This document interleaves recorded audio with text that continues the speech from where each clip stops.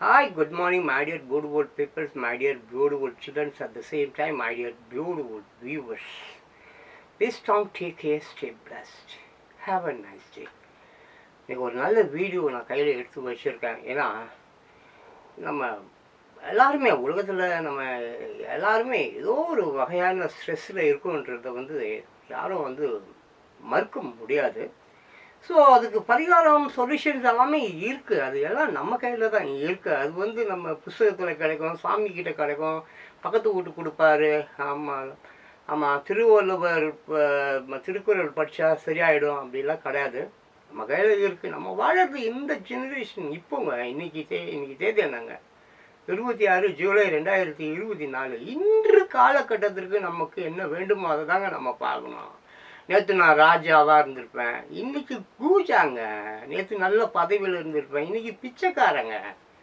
இதை மட்டும்தாங்க கருத்தில் நம்ம எடுத்துக்கிட்டு நம்ம பேசணும். அதை விட்டுட்டு சேரம் சோழம் பாண்டியன் கேண்டியன் அவன் இவன் லொட்டு லுசுக்கு சரித்திரங்களை சும்மா தெரிஞ்சு வச்சுக்கணுங்க. ஊறுகாய் மாதிரி, ஊறுகாய் பழைய சோறுக்கு ஊறுகாய் இருக்குல்ல, அப்படி தான் தொட்டுக்கணும்.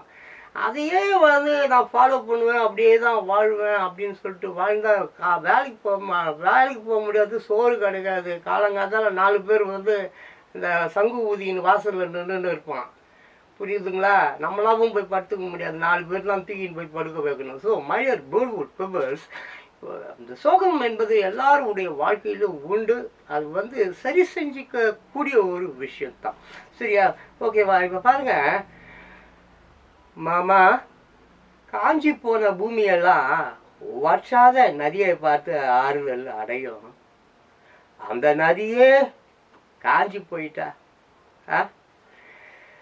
துன்பப்படுகிறவங்க எல்லாம் அவங்க கவலையை தெய்வத்துக்கிட்ட முறையிடுவாங்க. ஆனால் அந்த தெய்வமே கலங்கி நின்னா அந்த தெய்வத்துக்கு ஆறுதல் சொல்றது யார் மாமா? இந்த டைலாக் உங்களுக்கு தெரிஞ்சிருக்கும், தெரியாதா? தெரிஞ்சிருக்கும். இது ஆமாம், இப்போது அற்புதமான ஒரு படம், தங்கப்பதக்கம் என்று ஒரு படம். நம்ம சிவாஜி கணேசன் அவர்கள் சொந்த படம் நினைக்கிறேன், சரியாக தெரியல. ஆமாம், அந்த படத்தில் வரக்கூடிய ஒரு டைலாக் பிரமிளா அவர்கள் பேசுவாங்க. பயங்கரமான ஒரு சூழ்நிலை, அந்த சூழ்நிலை அவங்க பேசுவாங்க. புரியுதுங்களா? ஆமாம், அந்த தெய்வத்துக்கு யாரால் ஆறுதல் சொல்ல முடியும்? அந்த மாதிரி தான். சரியா? ஸோ டைலாக் நல்லாயிருக்கும், அருமையான டைலாக். அந்த படம் பார்த்தீங்கன்னா உங்களுக்கு ரொம்ப புரியும். ஸோ ஆமாம், இது நான் சொன்ன மாதிரி இந்த தங்கப்படகம் படத்தில் வந்த ஒரு டைலாக் தான், அற்புதமான ஒரு டைலாக். ரைட்டுங்களா? ஸோ நான் என்ன சொல்ல வரேன், இது நமக்கு என்ன விஷயம் இங்கேன்னா, வழியில் உள்ள ஒருவரை ஆறுதல் படுத்துவதற்கான வழிமுறைகள் இதுவும் ஒன்று. புரியுதுங்களா? அந்த ஆறுதல் இருக்கு இல்லையா, இப்போ கவலைப்படாதப்பா, சரி பார்த்துக்கலாம் அப்படின்ற அந்த வழிமுறைகள் இருக்கு இல்லையா. தேற்றுதல், எதாவது தற்கொலை பண்ணிப்பான், இல்லை வேறு எதையாவது எக்கு தப்பாக பண்ணிடுவான்னு சொல்லிட்டு ஏதாவது லொட்டு லோஸுக்கு பண்ணி விட்ருவாங்க. அதுக்காக ஒரு ஆறுதலுக்கு சொல்லப்படக்கூடிய ஒரு டைலாக் தான் அது. அதை அப்படியே ஃபாலோ பண்ணக்கூடாது. சரிங்களா? ஸோ வழியில் உள்ள ஒருவரை ஆறுதல் படுத்துவதற்கான வழிமுறைகளில் அதுவும் ஒன்று. ரைட்டா? சரி, இது எப்படியோ வழிகள் பொதுவாய், ஆமாம், வழிகள் இருக்குல்ல, அது பொதுவாக உலக மக்கள் எல்லாருமே, சிறியவர் பெரியவர் ஏழை பணக்காரர் யாரையும் விட்டு வைப்பதில்லை. யாரையாவது வழி விட்டு வைப்போம். பணக்காரன் பிச்சைக்காரன் ஏழை எல்லாரையும். ஆமாம், கொலை செய்கிறவன் கொள்ளடிக்கிறவன் திருடுறவன் எல்லோருக்கும் வழிகள் உண்டு, அது விட்டு வைப்பதில்லை. நம்மளோட பல வகையான நிகழ்வுகள் உண்டு. நம்மகிட்ட சாதாரணமாக எல்லாருமே நீங்கள் எடுத்துங்க, பிச்சைக்காரன் ரோட்டில் இருக்கிற பிச்சை, ஆடு மாடு நாய்களுக்கு கூட நிறைய நிகழ்வுகள் உண்டு. அதுங்களுக்கு கூட கனவுகள் காணுது. யாராவது அது என்ன கனவு கண்டது போய் அதுக்கிட்ட நம்ம கேட்குறோமா? கேட்க மாட்டோம். சரி, அதில் இதுவும் ஒன்று, இந்த ஆறுதல் சொல்லக்கூடிய விஷயமும் ஒன்று. அதில் இதுவும் ஒன்று. இடி இடித்து மழை பெய்து புயல் அடித்து ஓய்ந்து போவது போல், இடி இடிக்கும் மழை பெய்யும் எல்லாம் டுமால்னும், அது அப்புறம் ஓஞ்சிடும் இல்லையா. அதே மாதிரி தான் இந்த வலிகள், துன்பங்கள், துயரங்கள், கவலைகள் எல்லாமே ஆமாம், ஏதோ ஒன்றை நமக்கு சொல்லி கொடுத்து விட்டு மறைந்து விடும். நமக்கு இந்த வலிகள், துயரங்கள், துன்பங்கள் ஒரு விஷயத்தை நமக்கு சொல்லி கொடுக்கறதுக்காக வந்திருக்கு அப்படின்றத நம்ம உணர்ந்தால் அதுலேருந்து நம்ம நிறைய பாடங்களை கற்றுக்கொள்ள முடியும், நிறைய தெளிவு பெற முடியும். அடுத்து நம்ம செய்யக்கூடிய வேலைகளில் நம்ம ரொம்ப ஜாக்கிரதையாக இருப்போம். அதுதான் உண்மை. ஸோ இந்த நிகழ்வானது மனித வாழ்வியலில் சகஜமான ஒன்று தான். அரசியலில் இதெல்லாம் சகஜம்பான்னு சொல்கிறாங்கல்ல, அந்த மாதிரி தான் வாழ்க்கையில் துயரங்கள், துன்பங்கள், வலிகள், வேதனைகள், அவமானங்கள் எல்லாமே சகஜமான ஒரு விஷயந்தான். இந்த நிகழ்வானது நமக்கு ஒரு புது உறவை கொடுத்து இருக்கலாம். நிச்சயமாக இந்த மாதிரி ஒரு துயரம், துன்பம் இது அது ஓய்ந்து போகும் நேரத்தில், அது நம்மளை விட்டு கடந்து போன பிறகு, இதுவும் கடந்து போகும்னு சொல்கிறாங்கல்ல, அது போன பிறகு நமக்கு ஒரு புதிய உறவு கிடைத்திருக்கலாம். ஒரு புதிய பழக்க வழக்கங்களை நாம் கண்டுபிடித்திருப்போம். இல்லை இப்படித்தான் வாழ வேண்டும், இது நாள் வரையில் நாம் வாழ்ந்த வாழ்க்கையே அல்ல, ஏதோ ஒரு படிப்பினையை அது நமக்கு கொடுத்து விட்டு தான் சென்று விட்டு இருக்கும். சரிங்களா? ஆமாம். அல்லது நம்மோடு இருந்து வந்த நம்மகிட்ட ஏற்கனவே இருந்து வந்த கெட்ட உறவு, அப்புறம் கெட்ட பழக்க வழக்கங்களை எல்லாமே அது துரத்தி அடிக்கிற மாதிரி ஏதாவது ஒரு செயலை செய்து விட்டு தான் அது என்ன போயிருக்கும். அந்த வழிகள் நிரந்தரமாக அல்ல. அது இடி இடித்து மழை பெய்யுது எல்லாம் கொஞ்சாச்சுன்ற மாதிரி அதுவும் ஓய்ந்து விடக்கூடிய ஒரு விஷயம்தான். ஸோ அது ஒரு நல்ல ஒரு அனுபவத்தை கூட தந்து இருக்கும். அடுத்தடுத்து நடக்க வருகிற செயல்பாடுகளில் நாம் எச்சரிக்கையாகவும் விழிப்புணர்வோடும் யாரையும் எதையும் சட்டென நம்பி விடாமல் நம்ம எப்பொழுதும் விழிப்புணர்ச்சியோடு இருக்கணும், ஜாக்கிரதையாக இருக்கணும். எதையும் அவ்வளோ சீக்கிரத்தில் நம்பிடக்கூடாது, நம்பாமையும் இருக்கவும் கூடாது. இது போன்ற ஏகப்பட்ட அறிவை நமக்கு தந்து விட்டுருக்கோம், பாடத்தை நமக்கு சொல்லிக் கொடுத்துருக்கோம். அதனால வழிகளை ஏற்றுக்கொள்வது, அந்த துயரங்களை ஏற்றுக்கொள்வது அது ஒரு சாதாரணமாக ஒரு விஷயமா எடுத்துக்கங்க. அதுக்காக வருந்தாதீங்க, கவலைப்படாதீங்க, தற்கொலை பண்ணிக்க போகிறேன், அதை பண்ணிக்க போகிறேன், ஆமாம் குண்டக்கா மண்டக்கான்னு எதுவுமே செஞ்சு வைக்காதீங்க. ஆமாம், எதையும் சட்டென நம்பி விடாமல் சமநிலையுடன் சுய புத்தியுடன் செயல்படுவதை அல்லது செயல்படுத்த வேண்டும் என்ற அறிக்கையை அது எது நமக்கு தரும். நம்ம அந்த வழியானது நமக்கு அதுலேருந்து நம்ம மீளும் பொழுது நம்ம எச்சரிக்கையாக ரொம்ப தைரியமாக, ரொம்ப பவர்ஃபுல்லாக, ரொம்ப ஆரோக்கியமான செயல்களை அது நம்மளை செய்ய தூண்டும். அதுதான் அது நமக்கு சொல்லிக் கொடுத்தா கண்டிப்பாக பாடமாக இருக்கும். ஸோ என்ற அறிக்கை, அந்த வழி, துன்பம், துயரம், வேதனைகள் என்பவைகள் நமக்கு ஒரு அறிவிப்பை கொடுத்து விட்டு கேட்டிருக்கோம். புரியுதுங்களா? அந்த வழி, துன்பம், குன்மெல்லாம் சொல்லிட்டு பார்த்தீங்களா, அது நம்மகிட்ட நமக்கு ஒரு அறிவிப்பை, இந்த ஜாகிரதையாது, அந்த மாதிரி தப்பு பண்ணாது, அந்த மாதிரி நட்பு வேண்டாம், அந்த மாதிரி காரியங்களை செய்யாத, அது அரசாங்கத்துக்கு தப்பான செயல், இது தேச துரோகம், இப்படி ஏகப்பட்ட விஷயத்தை அது நமக்கு சொல்லி கொடுத்து விட்டு தான் என்ன பண்ணோம், அது அந்த வலி, துன்பம், துயரம், வேதனைகள் எல்லாமே போகும். ரைட்டா? அதுக்காக அதை நம்ம ஏற்றுக்கொள்ள வேண்டும். அதுவாகவே சொல்லாமல் ஓடாமல் நம்மை விட்டு மறந்துவிடும். எப்படி அந்த வலி, துன்பம், துன்பம் வந்ததோ அது ஆமாம், அவன் இப்போ திடீர் ஆமாம் கஷ்டமான சூழ்நிலையில் நல்லா பிக்னிக் போங்க, இல்லை ஊட்டி, கொடைக்கானல், அந்த மாதிரி நல்ல அருமையான காற்று ஓட்டம் உள்ள இடங்களுக்கு போங்க, ஜாலியாக கொஞ்சம் நாள் டைம் செலவு பண்ணுங்கள், ஹாப்பியாக இருங்க. அப்போது ஆட்டோமேட்டிக்காக அதுக்கு கூட போய்விடும், சகஜ நிலைக்கு நம்ம மாறுபடலாம். அதற்கு நமக்கு தேவையானது மன வலிமை, முக்கியமாக மன வலிமை, பவர்ஃபுல்லாக என்னது அந்த ஸ்ட்ரென்த்து, மனம் எப்பவுமே ரொம்ப ஸ்ட்ராங்காக இருக்கணுங்க. அது லூஸாக விட்டுடக்கூடாது. ஆமாம், மனசு நல்லா பார்த்துக்கணுங்க. ஆமாம், மனசை வச்சுக்கோ நல்லபடி, அதுதான். அப்போது அது அதற்கு நமக்கு தேவையானது மன வலிமை, அப்புறம் ஆரோக்கியம், அப்புறம் உடலும் செயல். ஆமாம், அந்த உடல் இருக்கு இல்லையா, அந்த உடல் நொடி அந்த மாதிரிலாம் வராமல் கொள்ள நம்ம உடலும் செயல்களும் தான். அதற்கு நாம் செய்ய வேண்டியது தேவையற்ற கமிட்மெண்ட்டு, பேச்சுவார்த்தை, டிஸ்கஷன்.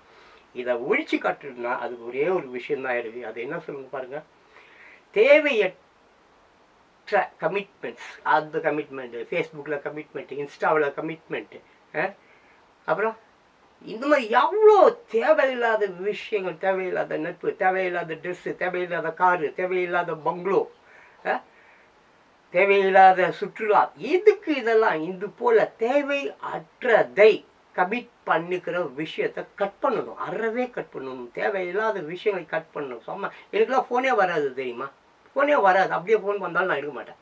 ஸோ இதுக்கு இதெல்லாம் அதே மாதிரி பேச்சுவார்த்தை, இந்த பேச்சுவார்த்தை இருக்கு பாருங்க, ரொம்ப அளவோடு இருக்கணும். இப்போ ஜான் பாஸ்கோ பேசுகிறேன்னா சரி, நான் பப்ளிக் மீடியாவில் பேசிகிட்டு இருக்கேன், சரி, ஏதோ சின்ன பிள்ளைங்க, என் சின்ன பிள்ளைங்களுக்கு ஏதோ கருத்து தெரிவிக்கணும், அதுங்க கண்ணா முன்னான்னு சொல்லிட்டு நம்ம பாதையை அறியாமல் போயின்னு இருக்கிறாங்க, கண்ட பாதையில் போயின்னு இருக்கிறாங்க.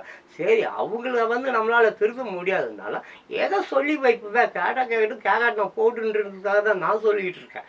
ரைட்டுங்களா? ஸோ பேச்சுவார்த்தை என்பது ரொம்ப சரியான விகிதத்தில் இருக்க வேண்டும், அளவோடு இருக்க வேண்டும். ஒவ்வொரு ஸ்டெப்பும் ரொம்ப கரெக்டாக எடுத்து வைக்கணும்.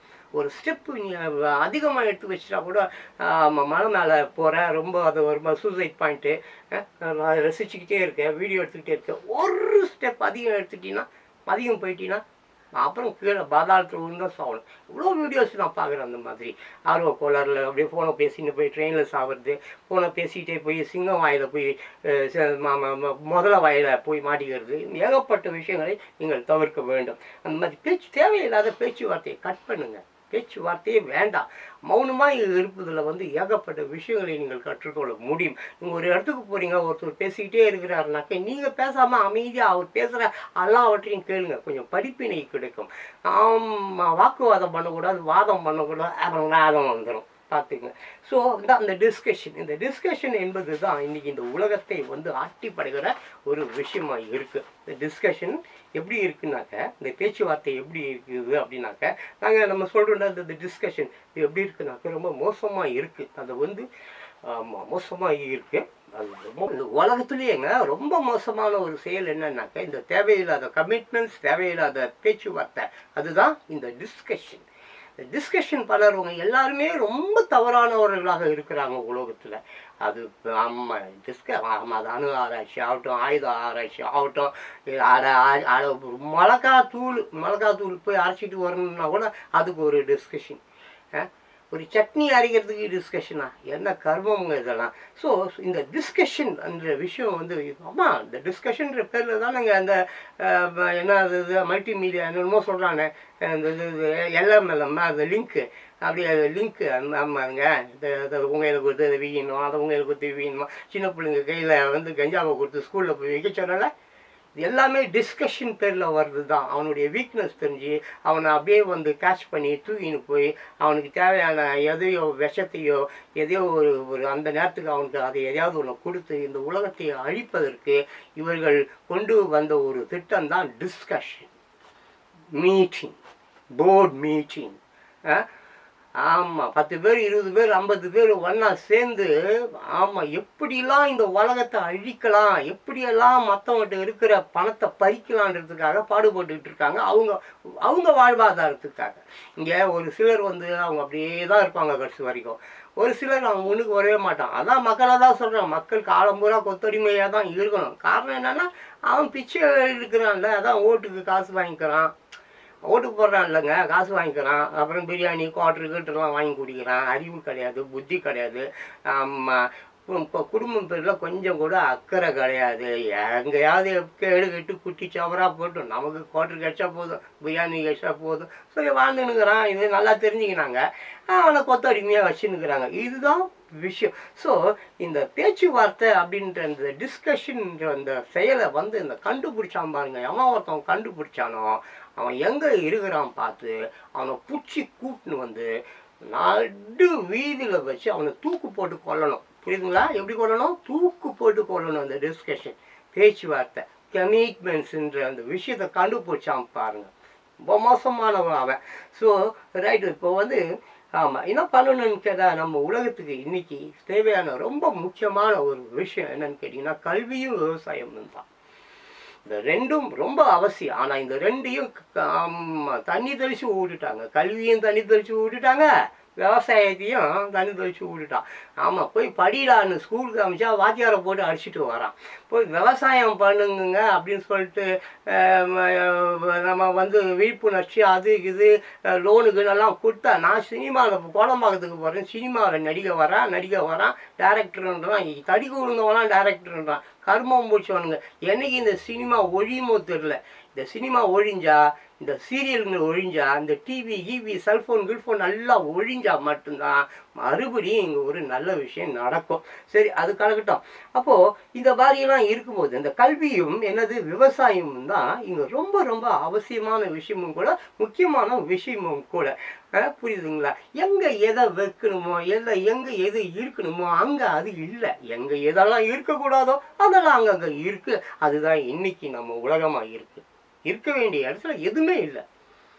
ஆமாம், நான்லாம் ஒரு பொருளை ஒரு இடத்துல வச்சேன்னா அந்த பொருள் அந்த இடத்துல மறுபடியும் நான் பார்க்கும்போது இல்லைன்னா அப்படியே எரிஞ்சு விழுவேன். அவ்வளோ கோபம் வரும் எனக்கு.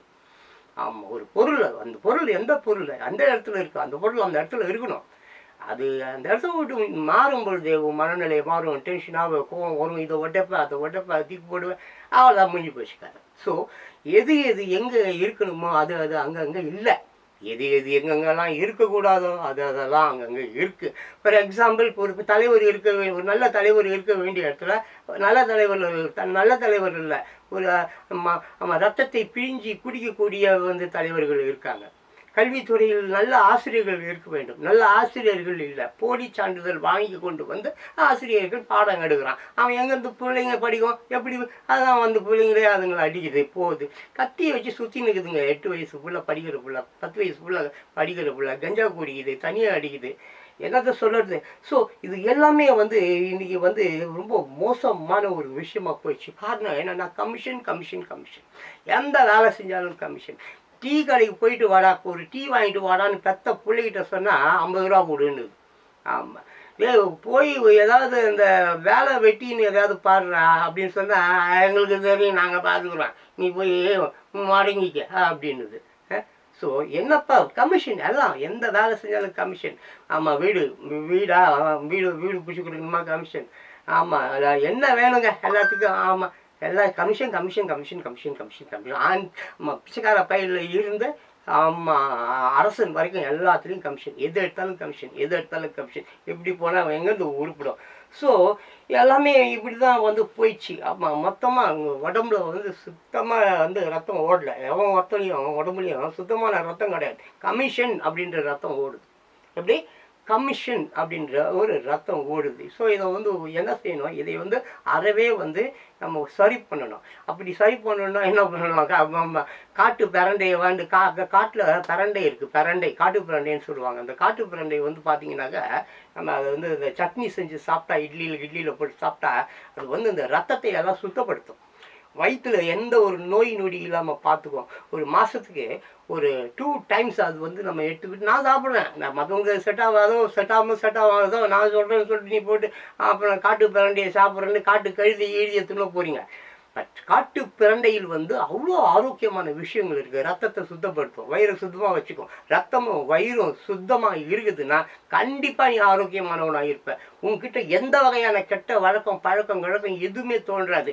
தேவையில்லாத கமிட்மெண்ட்ஸ்னு போகவே மாட்டேன். காட்டுக்குள்ளே வாழறவன் எல்லாம் அந்த ஆதிவாசி ட்ரைப்ஸ்லாம் சொல்கிறேன், அவனுங்கெல்லாம் இந்த காட்டு பிரண்டையை எடுத்து சட்டினி பண்ணி செம்மையாக சாப்பிட்னு இருக்கானுங்க. இங்கே கிடைக்காது, காட்டுக்கு போனால் தான் கிடைக்கும், அதுக்காக இங்கே காட்டுக்கெல்லாம் போகாதீங்க. ஸோ இப்படித்தான் இன்னைக்கு சமாச்சாரம் போயின்னு இருக்குது. டாஸ்மாக் கிட்ட போய் பாருங்க, சின்ன பசங்க 18 வயசு 20 வயசு பசங்க குடிச்சிட்டு போதைகள் அப்படியே கடுகுறான். அவன் மேலே மாடு ஏறி போகுதுங்க, தெரியல அவனுக்கு, மாடு அவன் மேலே ஏறி போகுதுங்க, அவனுக்கு அது தெரியல. அவ்வளோ போதை, அவ்வளோ மயக்கம், அப்படி போயிட்டாங்க. இது வெறும் இங்கே என் ஊரில் மட்டும் இல்லை, எல்லா ஊர்லேயும் இப்படி தான், உலக பூராவும் இப்படி தான். அவன் குடிச்சிட்டு போதையில் அப்படியே மலாந்து கிடக்குறான். அவன் மேலே மிகுது, மாடு சாணி போடுது, மாடு ஏறி மிதிச்சு போகுது.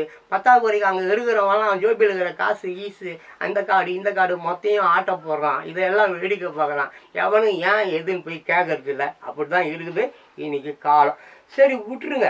ஸோ இந்த மாதிரி பிள்ளைங்க யார் பிள்ளையா இருந்தால் என் பிள்ளையா இருந்தாலும் உன் பிள்ளையா இருந்தாலும் என் பிள்ளையா இருந்தாலும் இந்த மாதிரிலாம் தடுக்குதுங்களே. இதை தடுக்கிறதுக்கு யாராவது இருக்கிறாங்களா? இல்லை இந்த அரசாங்கம் தான் தடுக்குதா? இல்லை அவங்க எவ்வளோ பெரிய பெரிய படிப்பாளிகள் அறிவாளிகள் எவ்வளோ அந்த வழியாக போகிறான், எவ்வளோ பேர் போகிறான், எவ்வளோ லேடிஸ் போகிறாங்க, ஜென்ஸ் போகிறாங்க, நிறைய படித்தவங்க, நிறைய அறிவில் சிறந்தவங்க எல்லோருமே தான் போகிறாங்க. ஆனால் யாரும் எதை கேட்கறதில்ல, கண்டுக்கிறதில்ல. எப்படியோ விட்டாங்க. அது அவங்க பிள்ளைங்களையும் கிடக்குது, அதில் அவங்க பிள்ளையே இருக்கும். இது அந்த பக்கம் பார்த்தா தானே, அதை பார்க்காத ஐயோ அவன் குடிச்சுன்னு இருக்கிறான்னு சொல்லி மூஞ்சி இப்படி திருப்பிட்டு போவான். இப்படி திரும்பி பார்த்தா தானே அவன் பிள்ளையா அவன் பொண்ணா யாருன்னு தெரியும், அவன் மாப்பிள்ளையா அவன் மருமகளையா இல்லை அவன் பார்க்கணும். எல்லாத்தையும் வாட்ச் அவுட்னு சொல்லுவாங்க இங்கிலீஷில். வாட்ச் அவுட் எவ்ரிதிங், எல்லாவற்றையும் பார்க்கணும், விட்டு பார்க்கணும், கவனித்து பார்க்கணும். ஒரு முறைக்கு 20 முறை 40 முறை 50 முறைன்னு பார்க்கணும். அப்படி பார்த்தா தான் எந்த ஒரு விஷயமும் எல்லாமே சரியாகும். இதை எங்கேருந்து நம்ம கரெக்ட் பண்ண முடியும்? எங்கே பார்த்தாலும் இது சாதாரணமாக இப்போ வெறும் டாஸ்மாக் கடையில் ரயில்வே ஸ்டேஷன் பக்கத்தில் மார்க்கெட்டு ஓரமாக இருக்கிற வைன் ஷாப்பாட்டை மட்டும்தான் இது நடக்குதா? அப்படிலாம் ஒன்றும் கிடையாது. இது பஃப்பு பெரிய பெரிய ஸ்டார் ஹோட்டல் எல்லா இடத்துலையும் இதே கருமம் தான். குடிச்சிட்டு ஆடுறது பாடுறது, அசிங்கப்படுத்துறது, ஆட்டையை போடுறது, திருடுறது. அதுக்கப்புறம் தெரிஞ்சவனே உட்காந்து மீட்டிங் போடுறது, எப்போ யாரா எந்த ஏழையை ஆட்டையை போடலாம், அவனுக்கு என்ன ஆசையை காட்டலாம், அவனை எப்படி எதை சொல்லி அவனை ஏமாற்றலாம். லோன் கொடுக்குறேன், வீடு வாங்கிக்கோ, 3 மாதம் லோன் கட்டுவான், 3 மாதம் லோன் கட்டுவான், 4வது மாதம் கட்ட மாட்டான், 3 மாதம் காசு கட்சிதா. இப்படியே ஒவ்வொருத்தனையும் உலகத்தில் இருக்கிறவன் எல்லாரையும் பிரெயின் வாஷ் பண்ணி ஒருத்தவங்ககிட்ட ஒரு 10,000 ரூபா வைங்க. ஒருத்தவங்ககிட்ட 10,000 ரூபா, 10 லட்சம் பேர்கிட்ட 10,000 நீ வசூல் பண்ணிவிடு. அவன் கட்ட போகிறது இல்லை, அவன் எங்கே கட்ட போகிறான்? நீ தான் அவங்கள்ட்ட 500 எழுத்து வாங்கிக்கிறிய. அவனை நீ பிரெயின் வாஷ் பண்ண வருது. சீட்டு போடு, மயிரை போடு, எல்ஐசி பாலிசியை போடு, அந்த பாலிசியை போடு, இந்த பாலிசியை போட்டு நான் அவனை பிரெயின் வாஷ் பண்ணி அவனை கட்ட வைக்க வேண்டியது. அவன் ஏதோ நீ சிரிச்சு கையை பிடிச்சி ஹாய் டார்லிங் கீலிங் மயிர் பண்ணாங்கட்டின்னு பேசி அவனை அந்த வலையில் சிக்க வைக்கிறான். அவனும் சிக்கிக்கிறான். 1 மாதம் கட்டுவான், 2 மாதம் கட்டுவான், 3வது மாதம் சோர்த்துன்றதுக்கே காசுக்கு அது பிச்சை எடுப்பான். ஸோ 2 மாதம் அவனுக்கு கட்டிட்டான், உனக்கு கமிஷன் கிடைக்கும். இதுதான் கமிஷன். இதெல்லாம் நல்லா இல்லை. இதெல்லாம் ரொம்ப கெட்ட ஒரு சூழ்நிலையை இந்த மாதிரி தான் அந்த பப் ஆகட்டும், ஸ்டார் ஹோட்டல் ஆகட்டும், கிளப் ஆகட்டும், சுற்றுலா தலங்கள் ஆகட்டும், இப்படி கை நிறைய காசு பை நிறைய நோட்டு என வெளுத்து கட்டுகிறார்கள். எங்கேருந்து தான் அவங்களுக்கு காசு வருதுன்னு தெரியல. கை நிறைய காசு பை நிறைய நோட்டு, அதுதான் அங்கேருந்தியா காசு வருது. கரெக்டாக பிச்சைன்றான், காசு இல்லைன்றான், அது இல்லைன்றான். பார்த்தா ஒயின் ஷாப்பில் க்யூ அப்படியே ஒரு மைல் தூரத்துக்கு நிற்குது க்யூ. எங்கே பார்த்தாலும் அப்படி தான் நிற்குது. தங்க நகை கடையில் அப்படி தான் நிற்குது, புடவை கடையில் அப்படி தான் நிற்குது. கேட்டால் வருமானம் இல்லைன்றான், சாப்பாடு இல்லைன்றான், இங்கேருந்து தான் காசு வருதுன்றான். எல்லாம் தாலி இருக்கிறானுங்க, செயின் இருக்கிறானுங்க, மூக்குத்தியாக இருக்கிறானுங்க. அதான் அவன் பொண்டாட்டி பிள்ளைங்களே அதுக்கு தூண்டுதல் பண்ணுதுங்க. போடா, யாரையாவது உயிரை எடுத்துட்டு வாடா. அவன் பொண்டாட்டியே தொட்டி வைக்கிறான், அவன் பொண்டாட்டியே அமுச்சு வைக்கிறான், அவன் தங்கச்சி அமுச்சு வைக்குது, அவங்க அம்மா அமுச்சு வைக்கிறா.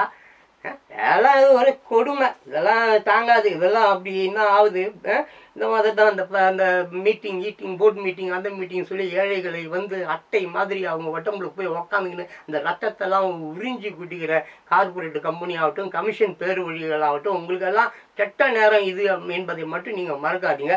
அவ்வளோதான் நமக்கு சொல்ல முடியும். ஸோ இந்த மாதிரியெல்லாம் இந்த உறிஞ்சி கொடுக்குற அந்த தன்மை யார்கிட்ட இருக்குதுன்னா அயோக்கிய பசங்கக்கிட்ட. அது ஏற்ற மாதிரி ஒரு பவர் இருக்குது, ஒரு சக்தி இருக்குது, பிளாக் மேஜிக் மாதிரி.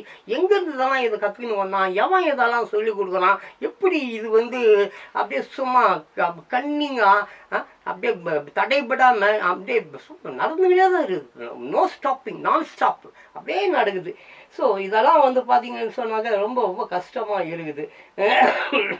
ஆமாம், எனக்கு மிகுந்த வருத்தம் என்னவென்றால் ஒரு பயங்கரமான விஷயம் இது.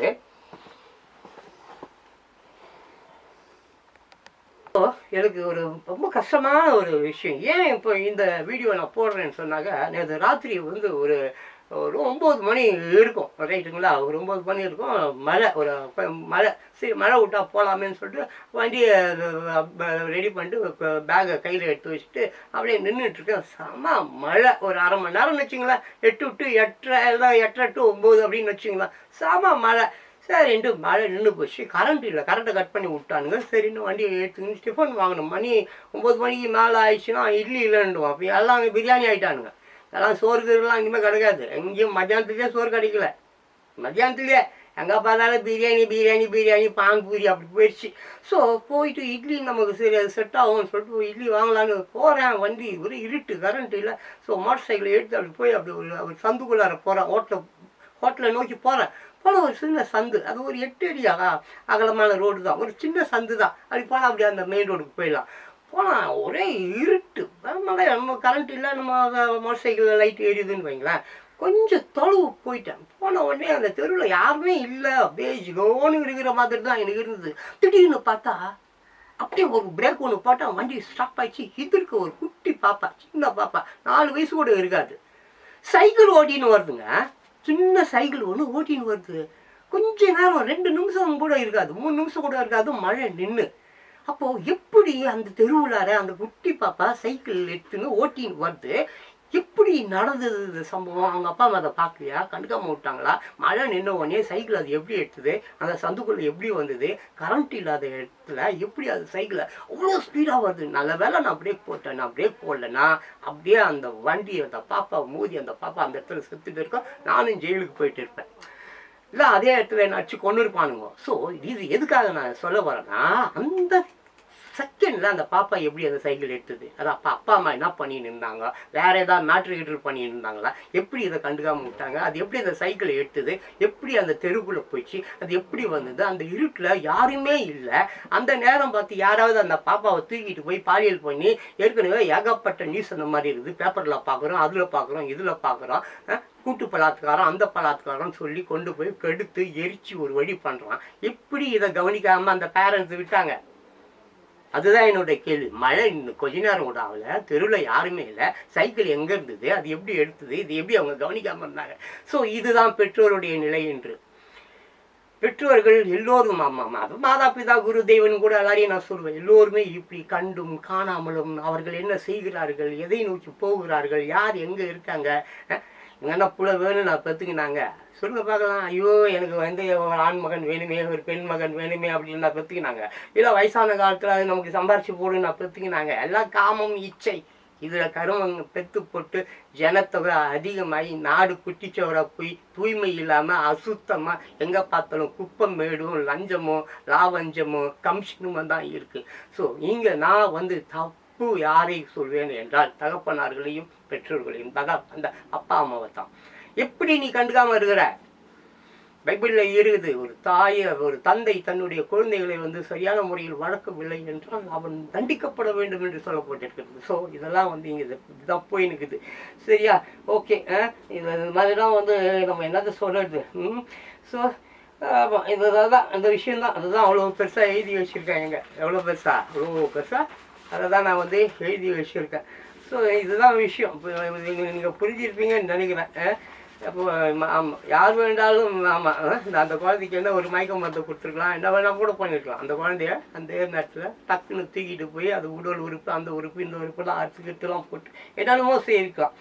ஸோ இதுலேருந்து வந்து நம்ம வந்து கற்றுக்கொள்ள வேண்டிய ஒரு விஷயம் என்னென்னா, உண்மையாகவே ஒரு பிணைப்பு இல்லை, அவ்வளோதான். அப்பா அம்மா குழந்தைங்க குட்டிங்க பிள்ளைங்க இவங்கக்கிட்ட ஒரு பிணைப்பு இல்லை. ஏதோ இங்கே ஏதோ வேலை செய்கிறேன்னு சொல்லி அமெரிக்காவுக்கு போகுதுங்க, அமெரிக்காவில் வேலை செய்யுதுங்க, இங்கே அப்படியே விட்டுடுதுங்க. இதோ ஒருத்தவங்க நோட்ஸ் எடுக்கலாம். சினிமா படம் ஒன்று பார்த்தா அதில் வருது இந்த மாதிரி ஒரு சீன். இந்த வயதான அந்த கிழங்கெல்லாம் இருக்குது பாருங்கள், பங்களா வீட்டில் இருக்கிறத பார்த்துக்கின்னு சைக்கோ ரேஞ்சில் இல்லை வேறு மாதிரி வந்து அவன் வழியில் இருக்கிறான், அவன் ஊடக வாங்கி போட்டான். அவன் அது இருக்கும் 100 கோடி ரூபா இருக்கும் அந்த பங்களாவுடைய வேலை. அதை வாங்கி போட்டு கிளையும் வாட்ச்மேன் கூட வைக்கல, விட்டுடுச்சு. இந்த நோட்ஸ் எடுக்கிறானுங்க. நோட்ஸ் கொடுக்குறதுக்குன்னே ஒரு குரூப் இருக்குது. இந்த மாதிரி தனிமையாக கிடக்குது, இப்படி கிடக்குது, இவ்வளோ சொத்து தேரும் அவ்வளோ சொத்து தேரும், அவன் பூக்காரி பால்காரி வாட்ச்மேனு கூர்க்கா இவன் எல்லாத்தையும் சொல்லுவானுங்க. தகவல் சொல்கிறதுக்கு ஆள் இல்லை, எல்லாம் சொல்லுவானுங்க. எல்லாம் சொல்லி அதுக்கப்புறம் அவன் உள்ளே பூந்து அவங்கள கொண்டு போட்டு நகை பணங்கண்ணா எல்லாத்தையும் திருடுறான். இதுங்க அப்படி தான் இருக்குதுங்க. ஸோ இந்த மாதிரி ஏகப்பட்ட விஷயம் இன்றைக்கி நம்ம போயிட்டு இருக்குது. ஸோ ஒரு ஒட்டுதல் இல்லை. பெற்றவங்க பாருங்க, பெற்ற பிள்ளைங்களாகட்டும், அப்பா ஆகட்டும், அம்மா ஆகட்டும், மாமியார் ஆகட்டும், மருமகள் ஆகட்டும், சொந்தங்கள் பந்தங்கள் யார் கூடயும் ஒரு ஒட்டுதல் இல்லை, உறவு இல்லை. ஏதோ ரோட்டில் போகிற வழிபோக்கர்கள் மாதிரிலாம் வாழ்ந்துன்னு இருக்கிறாங்க. ஸோ இதுக்கெல்லாம் வந்து என்ன, இவர்களுக்கு உள்ளே ஏதாவது ஏகப்பட்ட விரிசல்கள் இருக்குது. இவர்களுக்குள்ள ஏகப்பட்ட விரிசல்கள், பிளவுகள், ஒற்றுமை கிடையாது, கருத்து வேறுபாடு இந்த மாதிரிலாம் இருக்குது. ஸோ அரங்கேற்றம் என்று ஒரு பழைய சினிமா படம். நடிகை பிரமிளா வந்து குடும்ப சூழ்நிலை கருதி குடும்பத்தை காப்பாற்ற வேண்டி விபச்சாரியாக மாறி இருப்பார்.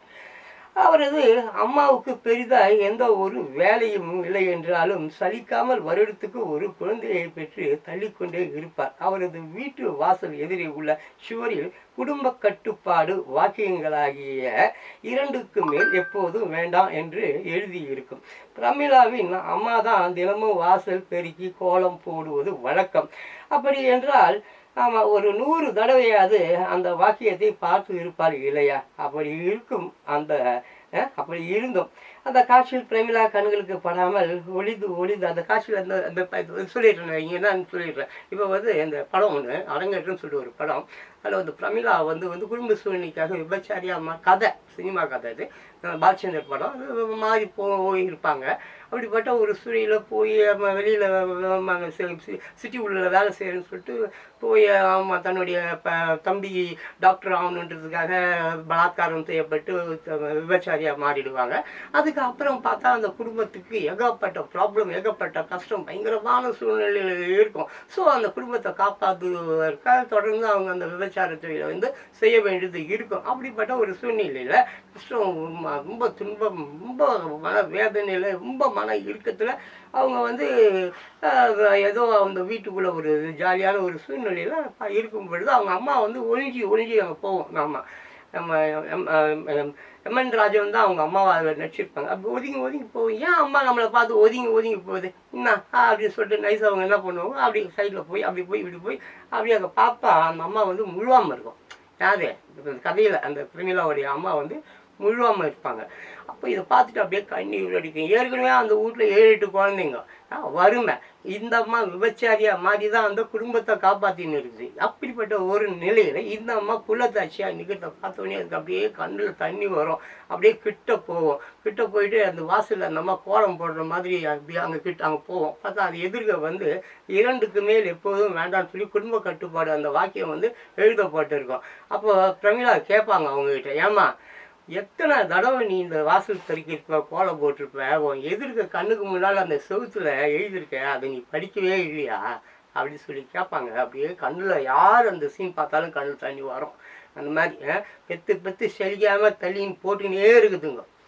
எல்லாம் சினிமாவில் இல்லைங்க, ரியல் வாழ்க்கையில் சொல்கிறேன். 1க்கு மேல் வேண்டவே வேண்டான்னு இப்போ இல்லை, அந்த காலத்திலே சொல்லப்பட்டிருக்குது. ஆமாம், 2க்கு மேல், அதுக்கப்புறம் 1க்கு மேல். இப்போ சீனாவிலலாம் யாரும் குழந்தைய பெற்றுக்கிறது இல்லை. யாரும் கல்யாணம் நோ கல்யாணம் ஓய்வு சேர்க்கை ஓகே. இப்படி போயிடுச்சு காலம். ஏன்னா இன்னைக்கு இருக்கிற கோலம் அந்த மாதிரி, காலத்திற்கு ஏற்ற மாதிரி கோலம், அவ்வளோதான். ஸோ நான் இங்கே வந்து முழுசாக இந்த வீடியோ நான் முடிச்சுக்கிறேன். ஸோ அப்போ அந்த சீன் இங்கே எல்லாமே வந்து அது கண்ணா முன்னான்னு காட்டு பண்ணி மாதிரி பெத்து போடுதுங்க. ஒரு லட்சியம் கிடையாது. எதுக்கு குழந்தை பெற்றுக்கணும், அந்த குழந்தைய எப்படி வளர்க்கணும், அந்த குழந்தைக்கு என்ன மாதிரிலாம் வந்து சேவைகள் செய்யணும், அது எப்படிலாம் வந்து ஐயோ கடவுளை, இது எங்கே போய் முடிய போகுதுன்னே தெரியல. ரொம்ப வேதனையாக இருக்குது. ஸோ எனிவே ஸ்ட்ரெஸ் எல்லோருக்கும் உண்டு, அது சகஜமானது. அரசியல் இதெல்லாம் சகஜம்பா அப்படின்ற மாதிரி வாழ்க்கையில் ஸ்ட்ரெஸ் என்பது சகஜம்தான், நம்ம கையில் தான் இருக்குது. நம்ம தான் அதை சரி பண்ணிக்கணும். எல்லா விஷயத்தையும் மேலோட்டமாக பார்க்குறத விட்டுட்டு நல்ல ஆழ் மனதிற்கு அதை கொண்டு சென்று ஆராய்ந்து சரிவர என்ன முடிவுகள் நம்ம எடுக்கணுமோ அப்படி முடிவுகள் நம்ம எடுக்கும் பொழுது எந்த ஒரு பிரச்சனையும் நமக்கு வராது. ஸோ இதுதான் இந்த வீடியோவில் நான் சொல்லக்கூடிய ஒரு விஷயமாக இருக்கிறது. ஸோ ஆமாம் இதுதான். இதை வந்து நம்ம வந்து என்ன பண்ணிடக்கூடாது, மறந்துடக்கூடாது. ஸோ இப்படியே தான். ஆமாம். ஸோ நம்மளை தேர்த்திக்கணும். ஆமாம், இதெல்லாம் வந்து எப்படின்னு கேட்டாக்க, ஆமாம் ஒரு அதுதான் நான் ஏற்கனவே சொல்லியிருப்பேன். இந்த மூடு பூச்சியை வந்து கொளுத்தணும் அப்படின்றதுக்காக வீட்டை கொளுத்திக்கணும்னு நம்ம பார்த்துருப்போம். சரி, ஆமாம், ஓகேவா. ஸோ இப்போ வந்து நான் என்ன என் மனதுக்குள்ளார வந்து ஏகப்பட்ட பிரச்சனைகள் ஓடிக்கிட்டு இருக்குது. நான் பார்க்குறேன், ஆய்வு செய்கிற எல்லா விஷயமும் எப்படி இருக்குதுன்னு சொன்னால், ஏன் இந்த பிள்ளைகளுக்கும் பெற்றோர்களுக்கும் ஒரு ஒற்றுமை இல்லை, ஏன் ஒரு உணர்தல் இல்லை, ஏன் இவர்கள் விலகியே இருக்கிறார்கள், ஏன் இவங்க சிந்த ஜீனு ஒன்றுன்றான். அப்போ ஏன் ஆட்டுக்கார் புள்ள, அப்போ ஆட்டுக்காரி இல்லாமல் எப்படிப்பா டாக்டர் ஆகுது? வக்கீல் புள்ள வக்கீலாக ஆகாமல் அது எப்படி வந்து மிகப்பெரிய வந்து ஒரு அந்தஸ்துக்கு போகுது? இல்லை ஒரு டாக்டர் பிள்ளை ஏன் திருடன் ஆகுது? இல்லை போலீஸ்கார் பிள்ளை ஏன் திருடன் ஆகுது? நல்லா யோசிச்சு பாருங்க. ஜீன்ன்றோம், ஆனால் இங்கே வேற ஏதோ பிரச்சனை இருக்குது. ஆமாம், இந்த பெற்றோர்களுடைய டிஎன்ஏ பிள்ளைகளுடைய டிஎன்ஏ கூட ஒற்று போகவில்லை என்றே நான் கருதுகிறேன். ஆமாம், இது எதனால்னா அப்போது அங்கே ஏதோ ஒரு முறை தவறிய உறவு கண்டிப்பாக இருக்குது அப்படின்ற மாதிரி என் மனது சொல்லுது. இல்லை டிஎன்ஏ கரெக்டாக தானே இருக்கணும், அங்கே ஏதோ ஒரு முறை தவறிய உறவு அங்கே இருக்குது. ரத்தம் சுத்தம் இல்லை, அவ்வளோதான் நான் சொல்லுவேன். இந்த ரத்தமும் வயிறுமும் சுத்தமாக இருக்க வேண்டும் என்றால் நான் சொன்ன மாதிரி காட்டு பிரண்டைன்னு இங்கே இருக்கும், அந்த பிரண்டையில் காட்டு பிரண்டை. இந்த காட்டு பிரண்டை கிடைச்சாக்கா வாரத்திற்கு 2 முறை இல்லை மாதத்துக்கு 2 முறை சட்னி செஞ்சு, இந்த சட்னியில் இட்லி தோசை இதெல்லாம் சாப்பிடுங்க. அப்படியே ரத்தம்லாம் சுத்தம் ஆகிடும், க்ளீன் ஆகிடும். உள்ள ரத்தம் கெட்டு போயிருந்தாங்க எல்லாம் சரியாயிடும், வயிறு செம்மையாயிடும். வயிறும் ரத்தமும் தான் நம்மை அழிக்கக்கூடிய மிகப்பெரிய ஒரு தீங்கான ஒரு விஷயமா இருக்குது. ஸோ வயிறும் அந்த வாட் இஸ் இட் பிளட் இது மட்டும் நல்லா பார்த்துக்கிட்டா நிச்சயமாக தப்பான சிந்தனைகள், தப்பான போக்கு வழக்குகள், பழக்கங்கள், ஆட்டிடியூட் எதுவுமே வராது. அதுக்கு நான் கண்டிப்பாக கேரண்டி சொல்லுவேன். ஸோ இப்போது அப்படி இருக்கிறதுனால ஏன் இந்த இடைவேளை, எதுக்கு இந்த பெரிய அப்பாவுக்கு அம்மாவுக்கு பிள்ளைங்களுக்குள்ளார இந்த உறவுக்குள்ளார எதுக்கு இந்த இடைவேளை? டிஎன்ஏ பிரச்சனையா? சொல்லுங்க பார்க்கலாம். டிஎன்ஏ பிரச்சனையா இல்லை என்னங்க, என்னதான் பிரச்சனை? ஒன்றுமே புரியலைங்க, ஒன்றுமே புரியல.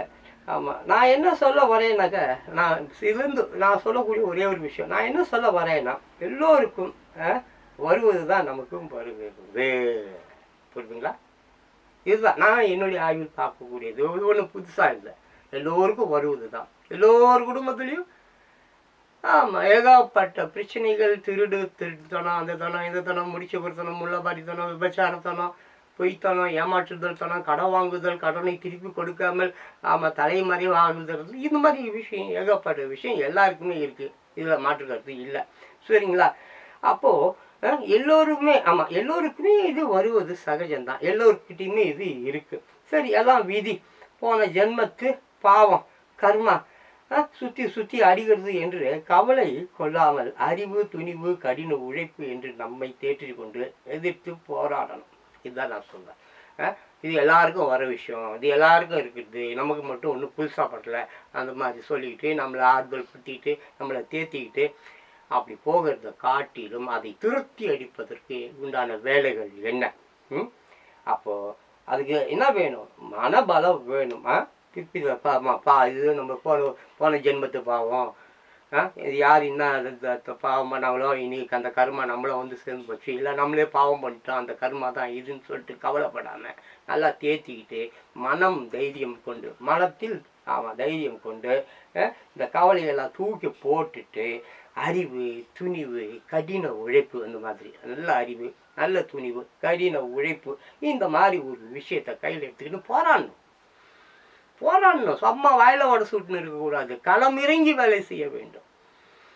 அம்மா ஒரு வேலையை ஒருத்தவங்ககிட்ட நீங்கள் கொடுத்துட்டீங்க, அந்த வேலையை அவன் ஒழுங்காக செய்யலையா, உங்களுக்கு அந்த வேலை தெரியுமா, டக்குன்னு நீங்கள் இறங்கி நீங்கள் வேலை செஞ்சால் அவன் கூனி குறுகி வெக்கப்பட்டு தானையாக அவன் வந்து அந்த வேலை, சார் நீங்கள் போங்க சார், உட்காருங்க சார், நான் செய்கிறேன் சார் அப்படின்னு அந்த வேலையை அவன் செய்யறதுக்கு முன் வருவான். ஸோ அதுதான் ரொம்ப முக்கியம்.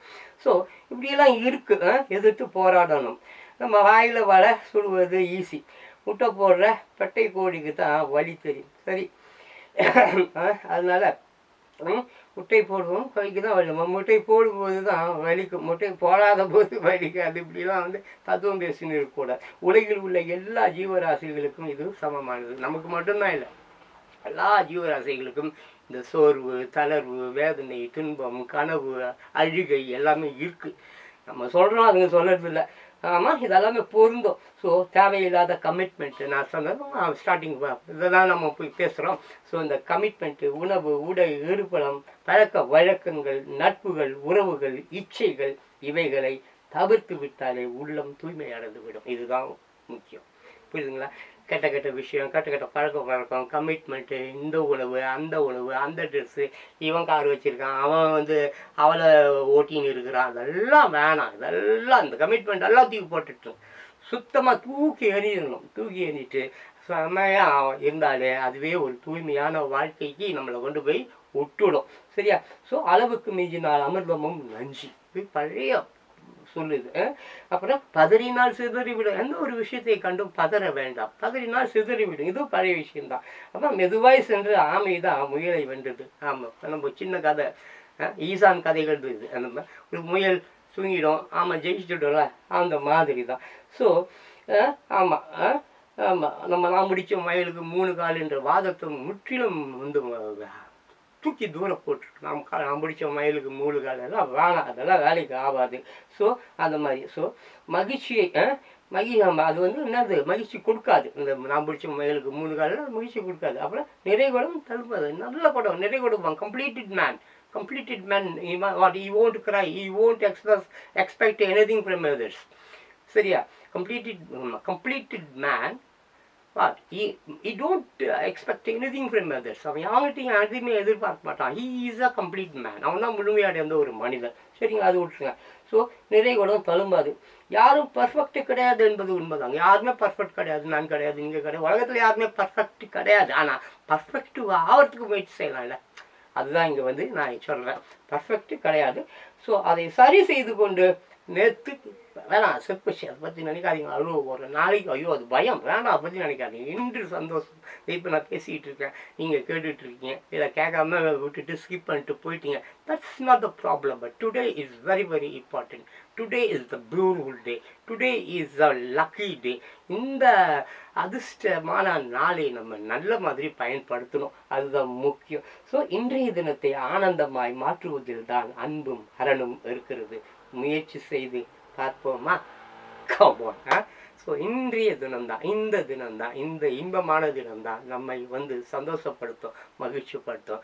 நேற்று என்பது வேண்டாம், நாளை என்பது வேண்டாம், இன்று என்பதை நினைத்து சந்தோஷமாக இருப்போம். வழக்கம் போல் உங்களுக்கு நான் ஒரு சாங் எடுத்து வச்சுருக்கேன்.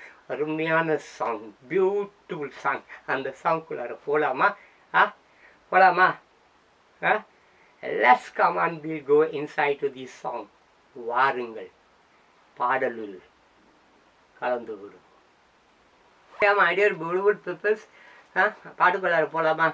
It's a wonderful song. இது ரொம்ப அருமையான பாட்டு. 1968 அப்படிப்பா. அப்படின்னா 63 நான் பிறந்தேன். 68னா 5 வயசு. ஆமாம், நான் 5 வயசாக இருக்கும்போது இந்த படம் ரிலீஸ் ஆகியிருக்கு. 1968 ரிலீஸ் ஆன படம். படம் பெயர் வந்து சக்கரம். படம் பெயர் வந்து சக்கரம், வீல். ஓகேவா? ஆமாம். காசிலிங்கம் என்கின்ற இயக்குனர் வந்து அந்த படத்தை இயக்கி இருக்கிறார். வாலி அவர்கள் பாடல் எழுதி இருக்கிறார். சக்கரம் இதில் வந்து ஜெமினி கணேசன், ஏவிஎம் ராஜன், நிர்மலா, நாகேஷ், மனோரமா, அப்புறம் ஓஏகே தேவர், நிறைய நடிகர்கள் இந்த படத்தில் நடிச்சிருக்காங்க. அற்புதமான ஒரு படம். ஆமாம், காசை பற்றி சொல்லக்கூடிய ஒரு பாடல், படத்தை பற்றி சொல்லக்கூடிய ஒரு பாடல். அப்படியே அந்த பாட்டுக்குள்ளார போகலாமா? ரெண்டாவது, எனக்கு பாட தெரியாது, நான் கருத்துக்களுக்கு மரியாதை கொடுப்பவன். கருத்து, ஒரு பாட்டில் வந்து என்ன கருத்து இருக்குது, அந்த கருத்தை எப்படி மக்கள்கிட்ட கொண்டு போய் சேர்க்கலாம் என்பதில் தான் நான் வந்து இப்போ ஒரு நாற்று நடுறவங்க வயலில் பார்த்தீங்கன்னு சொன்னாக்க அப்படியே பாடுவாங்க, அது நல்லா புரியும். அந்த மாதிரி பாடுவதோ இல்லை வாசிப்பதோ எந்த ஒரு விஷயமா இருந்தாலும் மற்றவங்களுக்கு புரியணும். அதுதான் எனக்கு முக்கியம். ஸோ அதுக்கு தான் வந்து இந்த பழைய பாடல் 1968 பாருங்களேன், எவ்வளோ மிக பிரச்சனைகள் ஓடி இருக்கு. அப்போது அந்த மாதிரி இன்னைக்கு 10 மடங்கு 100 மடங்கு அதிகமாகிருக்கு என்பதை நீங்கள் மறுக்கக்கூடாது என்பதற்காக தான் அந்த பழைய நினைவுகள், மலரும் நினைவுகள் மாதிரி நான் உள்ள ரொம்ப ஆழமாக போய் சில பாடல்கள், கருத்துள்ள பாடல்கள்லாம் எடுத்து நான் வந்து அதை உங்களுக்கு வாசித்து காண்பித்து கொண்டிருக்கிறேன். ஸோ அப்படியே அந்த பாட்டுக்குள்ளே போகலாமா? ஓகேவா? போகலாமா? Okay okay. காசேதான் கடவுளப்பா, அந்த கடவுளுக்கும் அது தெரியுமப்பா, அந்த கடவுளுக்கும் அது தெரியுமப்பா. காசேதான் கடவுளப்பா, அந்த கடவுளுக்கும் இது தெரியுமப்பா. காசேதான் கடவுளப்பா, அந்த கடவுளுக்கும் இது தெரியுமப்பா. கைக்கு கை மாறும் பணமே, உன்னை கைப்பற்ற நினைக்குது மனமே. கைக்கு கை மாறும் பணமே, உன்னை கைப்பற்ற நினைக்குது மனமே. நீ தேடும் போது வருவதில்லை, விட்டு போகும்போது சொல்வதுண்டோ. நீ தேடும் போது வருவதுண்டோ, விட்டு போகும்போது சொல்வதுண்டோ, காசேதான் கடவுளப்பா, அந்த கடவுளுக்கும் இது தெரியுமப்பா. கைக்கு கை மாறும் பணமே, உன்னை கைப்பற்ற நினைக்குது மனமே. கைக்கு கை மாறும் பணமே, உன்னை கைப்பற்ற நினைக்குது மனமே. நீ தேடும்போது வருவதுண்டோ, விட்டு போகும்போது சொல்வதுண்டோ, காசேதான் கடவுளப்பா, அந்த கடவுளுக்கும் இது தெரியுமப்பா. தாயை தவிர தந்தையை தவிர காசால் எதையும் வாங்கிடலாம். தாயை தவிர தந்தையை தவிர காசால் எதையும் வாங்கிடலாம். தலையா பூவா போட்டு பாட்டு தலை வணங்காமல் வாழ்ந்திடலாம். தலையா பூவா போட்டு பாட்டு தலை வணங்காமல் வாழ்ந்திடலாம். கல்லறை கூட சில்லறை இருந்தால் வாய் திறந்து மொழி பேசுமடா. கல்லறை கூட சில்லறை இருந்தால் வாய் திறந்து மொழி பேசுமடா.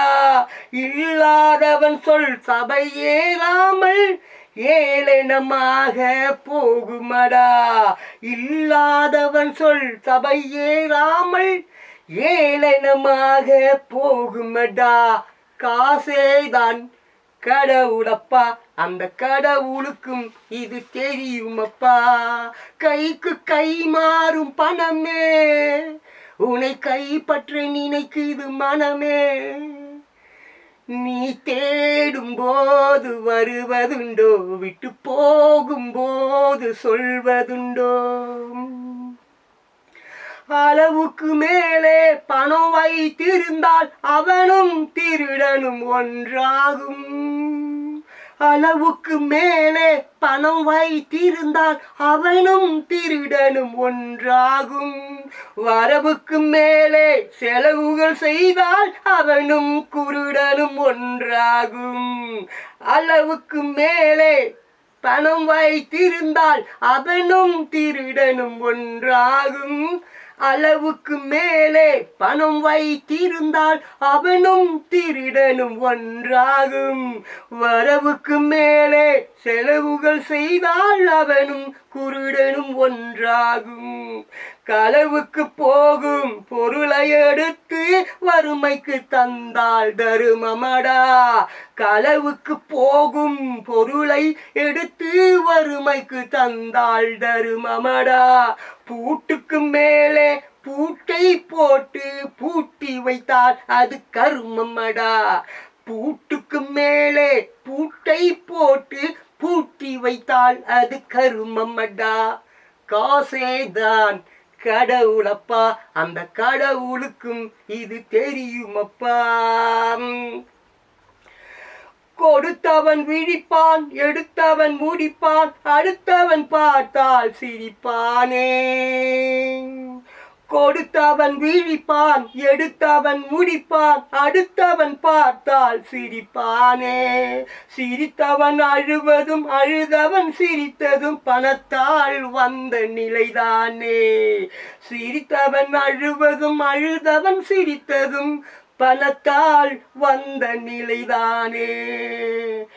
பையிலும் கையிலும் ஓட்டம் இருந்தால் கூட்டம் இருக்கும் உன்னோடு. பையிலும் கையிலும் ஓட்டம் இருந்தால் கூட்டம் இருக்கும் உன்னோடு. தலைகளை ஆட்டும் பொம்மைகள் எல்லாம் தாளங்கள் போடும் பின்னோடு. தலைகளை ஆட்டும் பொம்மைகள் எல்லாம் தாளங்கள் போடும் பின்னோடு.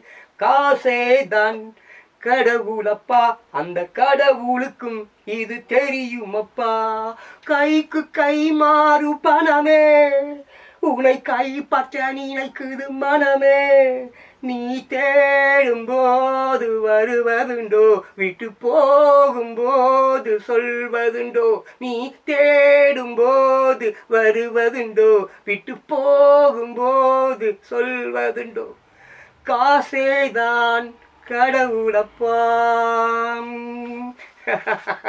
C what a beautiful song, you know? எவ்வளோ பார்த்தீங்களா அந்த காசுக்குள்ளார எவ்வளோ விஷயம் புதஞ்சு கிடக்குது பாருங்கள். இப்போ இல்லை 1968களிலே. That means what? நான் வந்து 5 வயசு பிள்ளையாக இருக்கும்போதே இந்த நாடு குட்டிச்சவராக இருந்துருக்குது. அப்போவே இந்த மாதிரி பிரச்சனைகள் ஓடி இருக்குது. அப்போவே இந்த மாதிரி காசுக்காக தங்களை மாய்த்து கொண்டவர்கள் அதிகம். திருட்டு பசங்க அப்போவே ஏகப்பட்ட பசங்க இருக்காங்க. அப்படி இருக்கும்போது அப்புறம் என்னமோ இன்றைக்கி உலகம் கெட்டு போச்சு, நாசமாக போயிடுச்சு, அரசியல் சரியில்லை, அண்ணாத்த சரியில்லை, அண்ணாச்சி சரியில்லைன்னு சொன்னால் என்னங்க அர்த்தம்? எப்பயோ கெட்டு போச்சு இது. இன்னும் சொல்ல போனால் நான் ஒரு 5000 வருடம் சரித்திரத்தை நான் சொல்லுவேன். எனக்கு அது பிடிக்கல, அந்த கருமத்தை பேசுறதுக்கே எனக்கு விருப்பம் இல்லை. சரி விட்டுருங்க. இங்கே பார்ப்போம். இந்த படம் வந்து பார்த்தீங்கன்னா, இந்த படம் பேர் வந்து சக்கரம். டைரக்டர் காசிலிங்கம் அவர்கள் வந்து இந்த படத்தை இயக்கியிருக்கிறார். பாடல்களை வந்து வாலி அவர்கள் எழுதியிருக்கிறார். 1968ஆம் ஆண்டு வெளிவந்த படம். எம் ராஜன், அப்புறம் ஜெமினி கணேசன், நிர்மலா, நாகேஷ், மனோரமா, ஓயா கேதவர், நிறைய பேர் நடிச்சிருக்காங்க. It's a wonderful movie. So காசே தான் கடவுளுப்பா, அந்த கடவுளுக்கு இது தெரியுமாப்பா, அதுதான் விஷயம். ஸோ ரைட்டுங்களா? ஸோ அதுக்கு அடுத்தது வந்து என்னன்னு பார்த்தீங்கன்னாக்க, கைக்கு கை மாறும் பணமே. ஆமாம், இந்த கைக்கு கை அந்த பணம் ஆனதுன்னா இப்போ மாறிக்கிட்டே இருக்குது.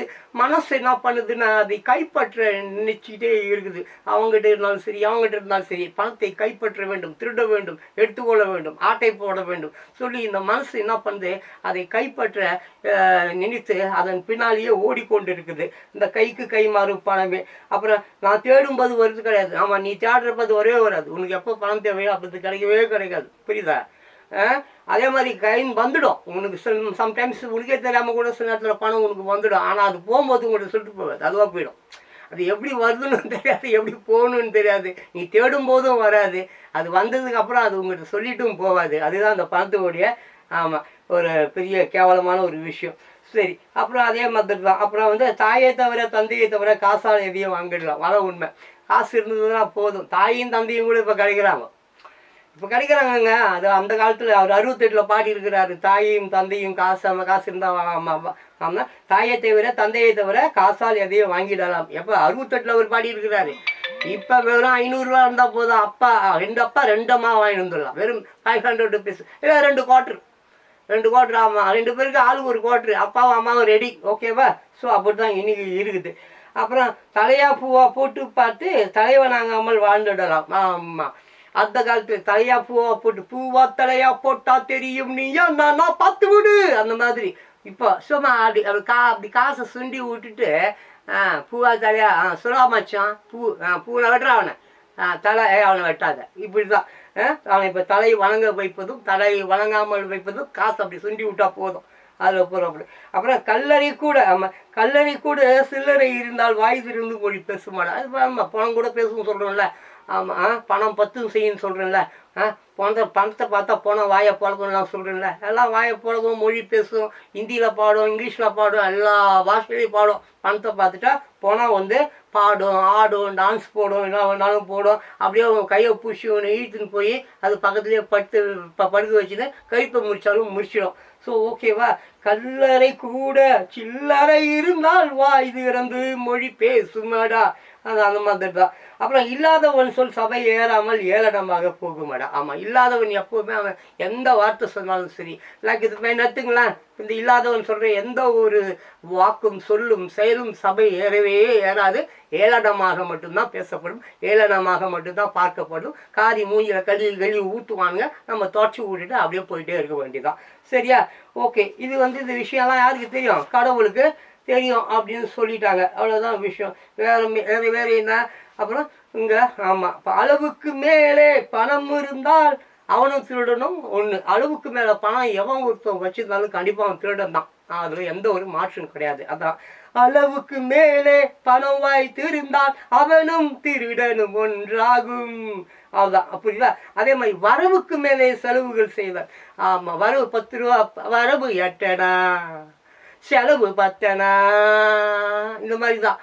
10 ரூபா சம்பாதிக்கிறது, 10 ரூபா சம்பாதிக்கிறதுப்பா மோட்டர் சைக்கிள் ஓட்டினுக்கிறாரு. மோட்டர் சைக்கிள் மூஞ்சி முகர காட்டிலையும் என்னைக்கு இந்த கவர்மெண்ட் இவனுங்களெல்லாம் இந்த 7 வயசு பையன் 8 வயசு பையன்லாம் மோட்டர் சைக்கிள் ஓட்டினுக்குது, போலீஸ்காரர் அதை பார்த்து நிற்கிறாரு. இது ஒரு கவர்மெண்ட்? என்ன கவர்மெண்ட்டு? வேலைக்கு உங்களுக்கு ஆள் கிடைக்கல. அமெரிக்காவிலேருந்து ஒரு 200 போலீஸை இறக்குங்க. அமெரிக்காவிலேருந்து ஒரு 200 டிராஃபிக் போலீஸுங்க இறக்கு. அவங்களுக்கு ஏன் இங்கேருந்து எல்லாம் அங்கே வேலைக்கு போகலையா? அங்கே ஃபாரின்லேருந்து போலீஸ்காரங்களை இறக்குங்கப்பா, இறக்குமதி செய்யுங்கப்பா. ஃபாரினில் இருந்து டிராஃபிக் போலீஸ்காரங்களை இறக்குங்கப்பா. அவங்கள டியூட்டியில் உட்கார வைங்க. எப்படி டிராஃபிக் இருக்குதுன்னு பார்க்கலாம், எப்படி லஞ்சம் வருதுன்னு பார்க்கலாம், லஞ்சம் வாங்குறான்னு பார்க்கலாம். செய்வீங்களா? அதெல்லாம் நீங்கள் செய்ய போகிறதில்ல. ஸோ வரவுக்கு மேலே செலவுகள் செய்தால் என்ன ஆகும்? மாதம் மாதம் போகணும். அது 10 ரூபா வருமானன்னாக்க 5 ரூபாய்க்கு எல்லாரும் செலவு முடிச்சுக்கணும். சரியா? வரவுக்கு மேலே செலவுகள் செய்தால் அவனும் குருடனும் ஒன்றான். அவன் ஒரு குருட்டு பையன். ஆமாம், குருடு. அளவுக்கு மேலே பணம் வச்சுருந்தான் அவன் திருடன். வரவுக்கு மேலே செலவு பண்ணால் அவன் யாருங்க? குருட. சரியா? ஆமாம். இப்போ களவுக்கு போகும் பொருளை எடுத்து வறுமைக்கு தந்தால் தர்மமாடா. திருட போகிறவன் ஒருத்தவன் திருட பொருளை வறுமையில் உள்ளவர்களுக்கு கொடுத்தால் அது தர்மம் என்று இங்கே சொல்லப்படுகிறது. இருந்தாலும் அது தப்பு தான். ஆமாம், ஒரு திருடன் திருடி கொண்டு வறுமையை ஒழிக்கிறான், அதை பண்ணுறேன் இதை பண்ணுறேன்னு சொல்லிட்டு திருடுவது தவறு. ஆமாம், இந்த வரி நல்லா இருக்கு. களவுக்கு போகும் பொருளை எடுத்து வறுமைக்கு தந்தால் தர்மமாடா அப்படின்னு சொல்கிறாங்க. எனக்கு அது ஈடுபாடு இல்லை. சரி, அப்புறம் பூட்டுக்கு மேலே புட்டை போட்டு பூட்டி வைத்தால் அது கருமமாடா. கக்கூசை பூட்டி வைக்கிறேன். கக்கூசு அது ஒரு பூட்டு 2 பூட்டு போடுறான். என்னையா மக்கள் இவனுங்க மதிகட்டம் மக்கள் வந்துன்னு இருக்குது. பின்னால் வராரு யாரு? நம்ம துரை வந்துன்னுக்கிறாரு. கொரோனா வந்துன்னுக்கிறாரு. 3ஆம் போர் வந்துன்னு இருக்குது. அப்புறம் நம்ம எல்லா ஊர்லேயும் போருக்குலாம் நடக்குது, சண்டைலாம் நடக்குது. தினம் 1,00,000 பேர் சாவறான். எல்லாம் அப்படிதான். பூட்டுக்கு மேலே பூட்டை போட்டு பூட்டி வைத்தால் அது கருமமாடா. எப்பா 68லயே பாடி இருக்கிறார். இப்போ 10 பூட்டு போடுறான் கக்கூசுக்கு. ஒரு பூட்டு போட்டாங்க உடச்சிடுவானா. 10 பூட்டு போட்டு பூட்டுறானுங்க. கருமம் பிடிச்சவனுங்க. சரி விடு. சரி, அது அப்புறம் அப்போ அந்த விஷயம்லாம் அவருக்கு கடவுளுக்கு தெரியுமாம்மா? காசே தான் கடவுள். அப்போ அது கடவுளுக்கும் தெரியுமாப்பா? அது தெரியும். அவர் பெரியவர் இல்லை, பெரிய அப்பாட்ட கிடையாச்சப்பா கடவுள். அவன் அகிலம் மண்டம் கிண்டம் எல்லாம் எல்லா தண்டங்களையும் தெரிஞ்சு வச்சுட்டுக்கிறாரே கடவுள். அவருக்கு தெரியாதா? இது தெரியாதா? தெரியும். அப்புறம் கொடுத்தவன் விழிப்பான், எடுத்தவன் முடிப்பான், அடுத்தவன் பார்த்தால் சிரிப்பானே. இதெல்லாம் தான் நடக்குது. எங்கே சிரிக்கிறான் எவன்? ஒரு நாள் 1,00,000 பேர் 1,00,000 தடவை மூஞ்சில் காரி துப்புறான், கழுவி ஊற்றுறான். அரசியல்வாதிங்களை, பெரிய பெரிய அதிகாரிங்களை, லஞ்சம் வாங்குறவன் அவன் இவனை கழுவி ஊற்றுறான். மீடியா நாறுது, மீன்ஸ் அப்படியே. எவன் அதுக்காக கவலைப்படுறான்? எவன் அதுக்காக வருத்தப்படுறான்? நீ 1000 இல்லை, அப்போ 10,000 டன்னு கழிவுகளை கொண்டு வந்து அவன் முகத்தில் நீ வீசினாலும் அவன் திருந்த மாட்டான். ஸோ கொடுத்தவன் விழிப்பான், எடுத்தவன் முடிப்பான், அடுத்தவன் பார்த்தால் சிரிப்பான். இங்கே எவன் எவ்வளோ ஏளனமாக கேவலமாக சிரித்தாலும் எவனும் தன்னை திருத்திக்கிறதா இல்லை. அதை விட்டுடுவோம். சரி, அதுக்கு அடுத்தது சிரித்தவன் அழுவதும் அழுதவன் சிரித்ததும் பணத்தால் வந்த நிலைதான். நீங்கள் சிரிக்கிறது அழுவது எல்லாம் பணத்தால் வந்த நிலைதான். சிரிப்பவன் அழுவதும் அழுபவன் சிரிப்பதும் பணத்தால் வந்த நிலைதானே. எல்லாமே பணம் பணம் பணம். பணத்தால் வந்த நிலைதான். ஸோ அப்போ என்னது? ஆமாம், கையிலும் ஓட்டம் இருந்தால் கூட்டம் இருக்கும். கையிலும் ஓட்டம் இருந்தால் கூட்டம் இருக்கும். முன்னோடு ஜோபில் கையில் பணம் இருந்தால் ஒரு மிகப்பெரிய அல்லக்கை கூட்டம் பின்னாடி அப்படியே ஓடியாரம். தலைவிளையாட்டு பொம்மைகள் எல்லாம் தாளங்கள் பின்னால் அப்போ அப்படியே கையை தட்டுவான், மாலையை போடுவான். ஐயோ சாமின்னுவான், தெய்வன்னுவான், தோட்டில் உட்கார வச்சுப்பான், தூக்கின்னு ஓடுவான்.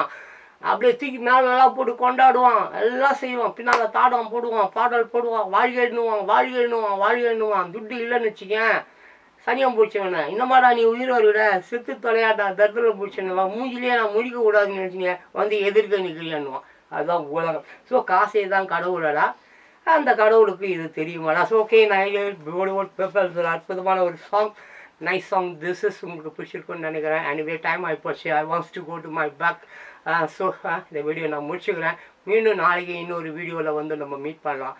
Anyway be strong, take care, stay blessed, have a nice day. Good luck.